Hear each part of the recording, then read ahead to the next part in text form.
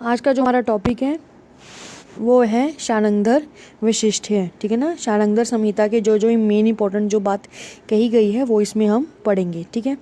तो फर्स्ट जो आ जाता है वो हम मतलब उन्होंने क्या है, काल नहीं लिखा है, तो काल में क्या है, शानंगधर का जो काल है वो कितना है, 13 AD है। क्या है, 13 AD। उसके बाद नेक्स्ट अगले आए थे इसके खंड। तो इसके खंड कितने बताए हैं, तो इसके 3 खंड बताए हैं। कौन कौन से आते हैं, पूर्व खंड, मध्य खंड और उत्तरखंड, ठीक है। तो पूर्व खंड की अगर हम बात करते हैं तो उन्होंने बोला कि टोटल जो 7 है वो क्या अध्याय हैं।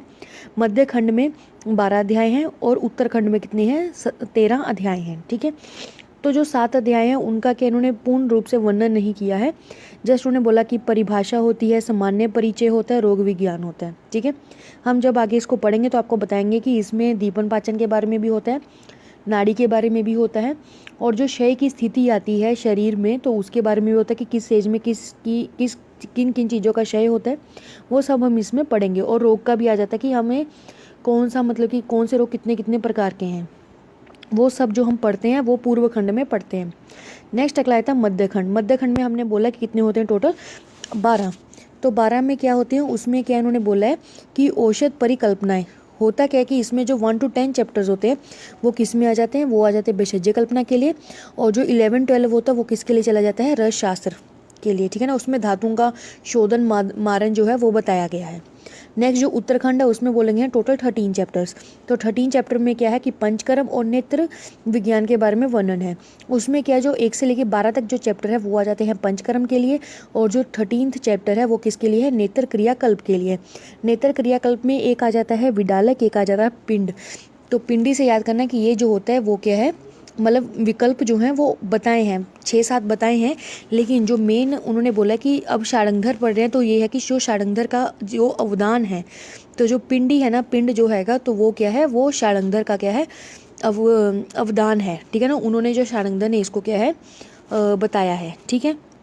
और जो विडालक है वो किसने बताया है, वो वाग्भट ने बताया है। नेक्स्ट अगर हम इसको काउंट करेंगे 7 12 और 13, तो इसको काउंट करके टोटल जो बनता है वो बनता है 32।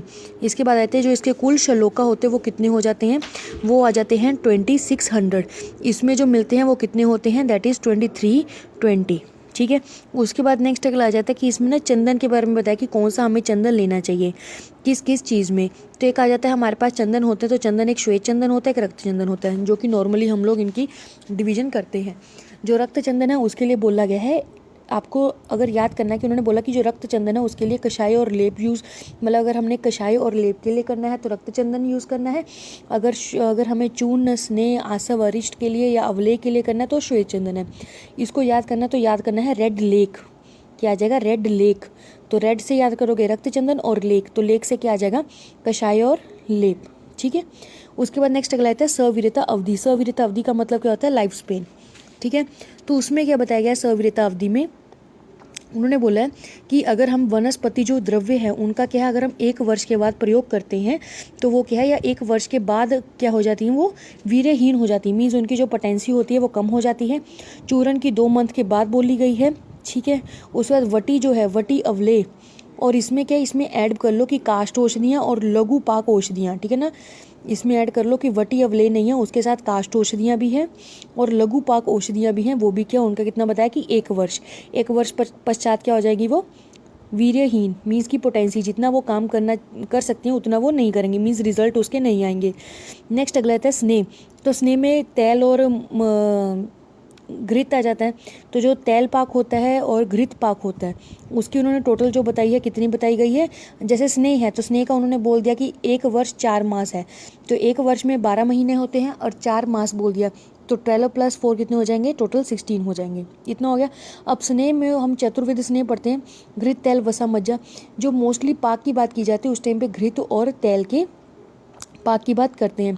अगर स्नेह ना बोलकर उन्होंने बोल दिया कि घृत का पाक बताइए, कितने, जो घृत पाक होता है वो कितने समय तक चलेगा, उसकी सवीरता अवधि क्या है, या तेल पाक की सवीरता अवधि क्या है, तो आपने लिखना है 16 मंथ, या फिर ऑप्शन में आएगा 1 year 4 months, ठीक है। उसके बाद नेक्स्ट अगला आ जाता है उसके बाद था कि आसवरिष्ठ धातु और औषधियाँ, अगर वो उन्होंने बोला कि जितनी पुरानी हो उतनी क्या है वो अच्छी मानी जाती है, उतनी गुणवान होती है। नेक्स्ट अगला आया था कि हमें औषधियों का ग्रहण कब करना चाहिए। उन्होंने बोला कि अगर सभी कार्य हेतु करना हो तो शरद ऋतु में, अगर वमन विरेचन को देकर करना हो तो वसंत ऋतु के अंत में क्या है ग्रहण करनी चाहिए। अब नेक्स्ट अगला आता है ग्राह्य अंग, तो हमें कौन कौन सी औषधियों का क्या क्या ग्राह्य करना चाहिए। जैसे उन्होंने बोल दिया कि इसका हमने स्थूल पार्ट लेना, तो स्थूल में क्या मतलब कि मूल लेना है, तो मूल में भी कौन सी साइड लेनी है, उसकी अंदर की हमने त्वचा लेनी है या बाहरी त्वचा लेनी है, मतलब क्या लेना, तो इसमें ये हम चीज़ें पढ़ेंगे।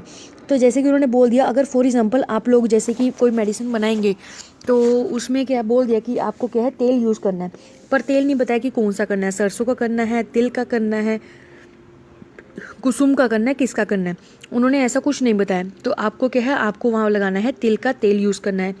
अगर ये बता दिया हो कि ये नहीं बताया कि किस काल में क्या है औषधि का कुछ निर्माण करना चाहिए या ऐसे पर्टिकुलर कुछ नहीं बताया, तो उन्होंने बोला कि प्रभात काल में मानना चाहिए। जैसे कि उन्होंने बोला कि कहीं पर कि मूल ले लो, ठीक है ना, जैसे कि बोल दिया किसी ने कि यहाँ पे कि मूल ले लो, अर्जुन की मूल ले लो, तो मूल ना ले, मूल की क्या लेनी है, त्वक लेनी है, ठीक है ना, मूल की त्वक लेनी, जो कि स्थूल मूल होगा उसकी त्वक लेनी है। अगर जिसकी क्या है सूक्ष्म मूल है तो उसमें क्या बोला कि पंचांग लेना है, क्या लेना है, पंचांग लेना है। तो पंचांग में क्या होती है, 5 अंग होते हैं, ठीक है, कोई भी अगर हम वृक्ष ले रहे हैं या कोई भी शुभ ले रहे हैं उसके क्या 5 अंग हम लेते हैं। तो 5 अंग कौन कौन से आ जाते हैं, तो ये एक ट्रिक लिखा हुआ है, एक मिमोनिक लिखा हुआ है, तो उसको आप देख लो क्या लिखा है, मूत पप्पू फल, ठीक है, क्या आ जाता है, मूत पप्पू फल। तो मूत से क्या आ जाता है, मुँह से आ जाता है हमारा मूल, त से आ जाता है त्वक, प से आ जाता है पत्र, पू से आ जाता है पुष्प और फल, ठीक है। ये जो 5 चीज़ें हैं वो क्या है, अगर सूक्ष्म मूल है, मतलब मूल अगर छोटी है तो क्या पंचांग हम ले सकते हैं। उसके बाद नेक्स्ट अगला आता है न्योगरुद्र, उसमें क्या है कि अंत्य त्वचा लेनी है, जैसे उसमें बाहरी ये बोला था त्वक लेना, तो इसमें अंत्य त्वचा है। अगर बीज लेना है तो बीज क्या है, उसका सार ग्रहण करना है। तालिश, अब पता ना तालिश आदि चूर्ण हो तो उसके पत्र हम यूज़ करते हैं। त्रिफला, तो त्रिफला में तो है ही फल लेते हैं, तो उसके तो नाम ही में है, तो इसलिए यहाँ पर आ जाएगा फल आ जाएगा। अब धात की, जब हम क्या है फर्मेंटेशन का प्रोसेस करते हैं तो धात की पुष्प यूज़ करते हैं। तो याद रखना कि धात की क्या होते हैं, फूल, मतलब वही पुष्प होते हैं। सुनुही का क्या यूज़ होता है, क्षीर यूज़ होता है। अगर आपको याद होगा जो सुनुही होता है, हम अगर हम शार पढ़ते हैं तो शार में बोलते हैं ना कि जब हम शार सूत्र बनाते हैं तो क्या सुनुही और साथ में हरिद्रा चूर्ण का क्या करते हैं, एक टन बाई टन लेप लगाते हैं, तो सुनुही से क्षीर होगा कि सुनुही क्षीर। वेदारी कंद, तो कंद ही लिखा हुआ है तो वो आपको याद रहेगा वेदारी कंद। अब आता है सर्ज, तो सर्ज में आ जाएगा गोंद, ठीक है, मीन्स निर्यास, उसका क्या है यूज़ करना चाहिए। अब सर्ज का जो निर्यास है उसमें क्या बोला है कि चंद्रमसी बोला गया है, चंद्रमस बोला गया है। और सफ़ेद कुमार इसे कहते हैं, इसे क्या बोलते हैं, सफ़ेद कुमार बोलते हैं। नेक्स्ट अगला आ जाता है अक्षोटक, तो अक्षोटक की उन्होंने क्या बोली है, अगर अक्षोटक जो अगर वर्ड आ जाए तो उसमें क्या लेनी है, मज्जा लेनी है। नेक्स्ट अगला आ जाता है कि औषध सेवन काल, वेरी वेरी इंपॉर्टेंट है औषध सेवन काल। इन्होंने क्या किया, जो शानंगधर उन्होंने औषध सेवन जो काल है उन्होंने टोटल जो बताए गए हैं वो बताए गए हैं 5 को फर्दर इन्होंने आगे आगे डिवीजन में किया हुआ है, लेकिन जो इन्होंने बताए गए हैं वो कितने बताए गए हैं, 5। तो 5 में सबसे पहले क्या आ जाता है, प्रातः काल। तो प्रातः काल में क्या बताया गया है कि मतलब एकदम सुबह, तो कौन सा लेना चाहिए। अगर हम पंचकर्म में पढ़ते हैं वमन विरेचन की औषधियाँ कब लेते हैं, पहले हम औषधियाँ सुबह ले लेते हैं और फिर बाद में वमन विरेचन करवाते हैं, तो वमन और जो विरेचन है उसकी हम क्या है उनकी औषधियों का सेवन करते हैं। नेक्स्ट रहता है द्वितीय काल, तो द्वितीय काल में बताया गया। अब द्वितीय काल जो है उसमें याद रखना कि दिवस भोजन के बारे में बात करें, क्योंकि आगे जाके क्या आएगा, साय भोजन के बारे में बात आएगी, ठीक है ना, सायंकाल के भोजन के बारे में। तो याद रखना है जो द्वितीय काल है उसमें क्या है, दिवस भोजन के बारे में बात की गई है। इसमें क्या बोला गया है, जो दिन दिवस का जो हम भोजन खाते हैं तो उसमें उन्होंने क्या बोला कि भोजन खाने से पहले, भोजन खाने के मध्य में और भोजन के बाद में औषधियों का सेवन करना। तो उन्होंने बोला अपान वायु के लिए, समान वायु और व्यान वायु के लिए। आपको एक क्या याद करना है, आसव, क्या याद करना है, आसव। तो आसव अगर याद रखोगे तो क्या आ जाएगा, अ से आ जाएगा हमारा अपान वायु, स से आ जाएगा समान वायु और व से आ जाएगा व्यान वायु, ठीक है। तो वही है, वो भी सीरियल ऑर्डर में है कि पहले, फिर मध्य में, फिर क्या आ जाएगा अंत में, ठीक है। उसके बाद नेक्स्ट में आ जाता है आपका कि उन्होंने बोला कि ठीक है ये तो हो गया। उसके बाद नेक्स्ट अगला आता है कि जो भोजन है, तो भोजन के स्टार्टिंग में और भोजन के क्या है अंत में कौन सी, उन्होंने बोला कि किस किस डिजीज़ में या फिर किस किस रोगों में क्या है हमें ये खाना चाहिए। तो उन्होंने बोला हक, HAK हक। तो हक से क्या आ जाएगा, बोलते ना हक का खाना 2 बार तो मिलना चाहिए, तो वही है हक। तो ह से हिक्का, अ से आक्षेप, और क से आ जाता है कंपवात, ठीक है, तो ये बताया गया है। नेक्स्ट अगला आता है तृतीय काल। तो तृतीय काल में क्या बताया कि सायंकाल का बताया हुआ है। इसमें जो तृतीय काल है उसमें क्या बोला कि ग्रास से अंतर, मीन्स क्या है कि अगर हम क्या है एक निवाला खा रहे हैं और दूसरा निवाला जब खा रहे हैं तो उसके बीच में हमने जो मेडिसिन ली उसको क्या बोलते हैं ग्रास से अंतर। तो इसमें क्या है उदान वायु के लिए, और दूसरा आता है भुक्ते अंतर। तो ये क्या है सायंकाल के भोजन के अंत की बात बोली, तो उसमें क्या है वो कब देना चाहिए, वो आ जाता है प्राण वायु की विकृति के टर्म पर, ठीक है। उसके बाद नेक्स्ट चलाता है मुहुर, तो वो कब देना चाहिए, इसको याद रख लेना। हताशय, क्या है हताश छग, क्या आ जाता है हताश छग। ह से आ जाएगा हमारा हिक्का, त से आ जाएगा त्रिट, छ से आ जाएगा छग, ठीक है, श से आ जाएगा श्वास और ग से आ जाएगा गर्विश। तो हताश छग से याद रखना कि मुहुर में यूज़ किया जाता है। नेक्स्ट अगला आता है रात्रि। तो उन्होंने बोला रात्रि में कब देना है, तो उन्होंने बोला रात्रि में किस किस को देना है, तो ऊर्ध्व जत्रुगण मीन्स की जो क्लेविकल के ऊपर वाली जो होगी तो उसमें क्या है हमने देनी है, औषधि देनी है, लेखन में देनी है, ब्रिंगन में देनी है, ठीक है। तो इसमें क्या है औषधियों का यूज़ करना है। नेक्स्ट अगला आता है जो रस होते हैं, रस कितने प्रकार के माने गए हैं, इन्होंने भी 6 प्रकार के माने, लेकिन जो लवण रस है उसको किस नाम से बोला गया, दैट इज़ अ पट्टू के नाम से बताया गया है। और ये भी याद रखना, पूछ लेते कि ऋतु जो होते हैं, ऋतु का विभाजन है वो राशियों के अनुसार किसने किया है, तो वो शारंगधर ही हैं जिन्होंने किया है, सिर्फ शारंगधर ही हैं जिन्होंने किया है राशियों के अनुसार किया है। इसको अगर याद करना तो इसमें बोला कि ग्रीष्मो मेष वृश्यो, ठीक है ना, प्रोक्तो। इसको कैसे याद करना है, ग्रीष्मो मेष वृक्षो। तो इसमें जो फर्स्ट लाइन लिखी वो क्या है कि ग्रीष्म में मेष बरसे, मतलब मेघ होता है ना, मेघ बरसे, बादल जो है वो क्या उसमें से बारिश हो। तो ग्रीष्म में गर्मी ज़्यादा पड़ रही है तो सब ये बोलते बारिश हो। तो मेष बरसे से क्या वृष राशि आ जाएगी, मेष और वृष राशि आ गई। नेक्स्ट अगला आ जाता है प्रावृट। तो प्रावृट में उन्होंने क्या बोला है कि प्रावृट जो होती है प्रावृट मिथुन कर्क। तो उन्होंने बोला कि प्रावृट में मिथुन करके, ठीक है ना, एक मिथुन कोई इंसान था वो आया, ठीक है ना, बोलते ना कि मिथुन करके कोई इंसान आया, तो प्रावृट में मिथुन करके, तो मिथुन हो गया और कर्क राशि आ गई। नेक्स्ट अगला आता है शरद। उसके बाद अगर श्लोका में देखेंगे तो बोला गया सिंह कन्या समृता वर्षा। तो वर्षा में अगर हम देखेंगे तो ये याद रखना कि कन्या वर्षा सिंह, ठीक है। जो प्रावृट में मिथुन करके कोई आया तो वो किसके साथ आया था, कन्या वर्षा सिंह के साथ आया था।